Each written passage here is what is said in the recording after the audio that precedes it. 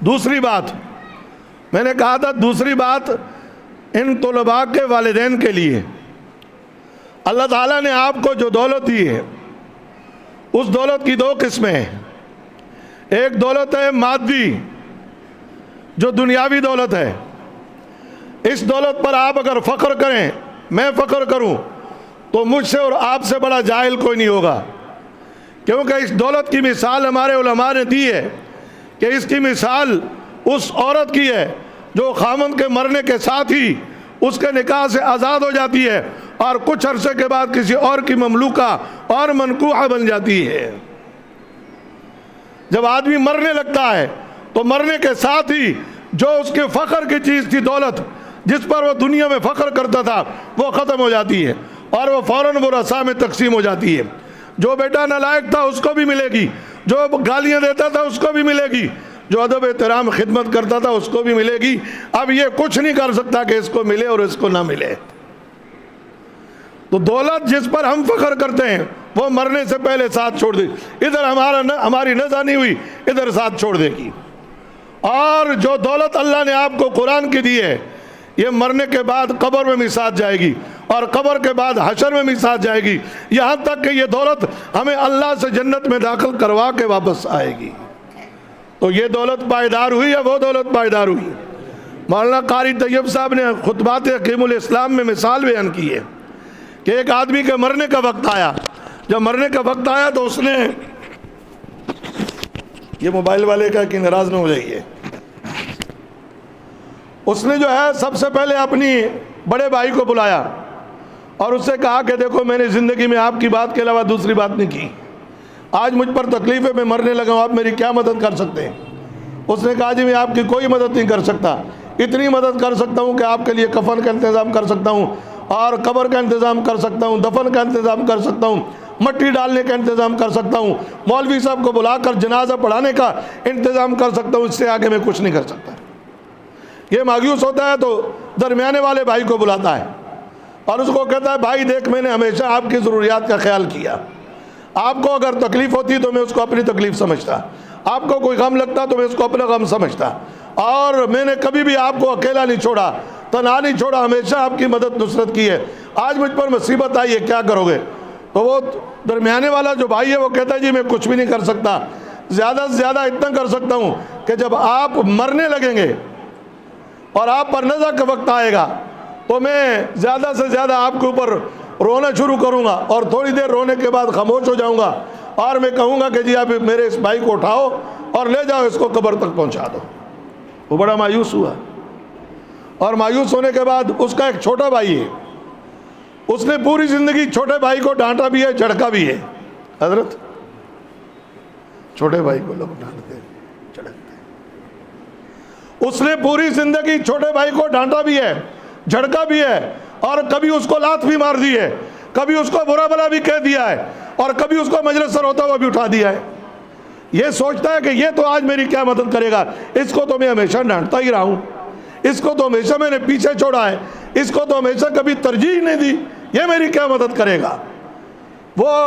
بات دل نخواستہ جب آدمی ڈوبنے لگتا ہے تو وہ ہاتھ پاؤں مانگتا ہے، تنکے کا سہارا مل جائے تو بھی کافی ہے۔ تو وہ اس کو بلاتا ہے اور اس چھوٹے بھائی کو بلا کر کہتا ہے بھائی میں مرنے والا ہوں اور اب میں نے دنیا میں تیرے ساتھ تو کوئی نیکی نہیں کی، خاص بڑی زیادہ اس نے سلوک نہیں کیا، میں نے کبھی تجھے ترجیح دی نہیں ہے، کبھی تجھے باقی رشتوں سے آگے رکھا ہی نہیں ہے، ہمیشہ باقی رشتے آگے رکھے، لیکن تجھے میں نے پیچھے رکھا ہے، میں تجھے ڈانٹتا بھی رہا ہوں، تجھے جو ہے وہ مارتا بھی رہا ہوں، تجھے جھڑکتا بھی رہا ہوں، لیکن آج میں مشکل وقت میں مرنے لگا ہوں، میری کیا مدد کرو گے؟ تو وہ چھوٹا بھائی کہتا ہے آپ فکر نہ کریں، آپ فکر نہ کریں، جو رشتے آپ نے پالے ہوئے تھے وہ آپ کو قبر تک لے جائیں گے اور قبر میں اتارنے کے بعد خود باہر نکل آئیں گے، اور جس رشتے کو آپ نے کبھی اہمیت نہیں دی وہ میں آپ کا چھوٹا بھائی ہوں، وہ میں آپ کے ساتھ قبر کے اندر جاؤں گا اور قبر میں جا کر جو منکر نکیر آئیں گے ان سے بھی آپ کے بارے میں بات کروں گا،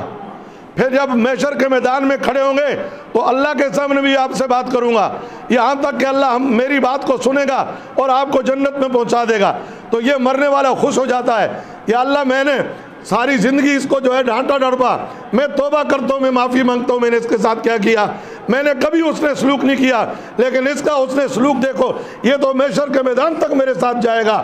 علماء مولانا قاری صاحب فرماتے ہیں آپ جانتے ہیں بڑا بھائی کون ہے، درمیانہ کون ہے اور یہ چھوٹا کون ہے؟ فرمایا بڑا بھائی دنیا ہے، مال ہے، اور درمیانہ بھائی اولاد اور بیوی ہے، اور یہ چھوٹا جو بھائی ہے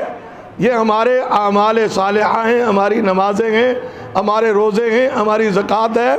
اور ہمارے صدقات ہیں، ہماری بلائی ہے، ہماری تلاوت ہے۔ ہم نے کبھی بھی تلاوت کو مقدم نہیں رکھا، موقع ملا تو پڑھ لیا، نہ ملا تو چھوڑ دیا۔ ہم نے کبھی بھی نماز کو مقدم نہیں رکھا، ماما کی شادی ہے، چاچا کی شادی ہے تو 6 نمازیں چھوڑ دی۔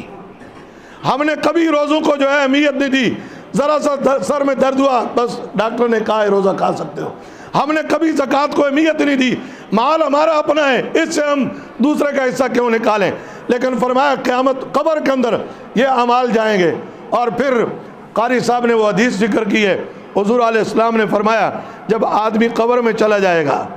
تو اس کے سر کی طرف اس کی نماز اور اس کے پاؤں کی طرف اس کے قرآن کی تلاوت آئے گی، اور وہ قرآن کی تلاوت اور نماز منکر نکیر سے کہے گی دنیا میں اس نے ہم دونوں کی حفاظت کی، قبر میں ہم دونوں اس کی حفاظت کریں گے، ان کے قریب مت آنا۔ بھائی قبر کا عذاب حضور علیہ السلام نے پناہ مانگی ہے،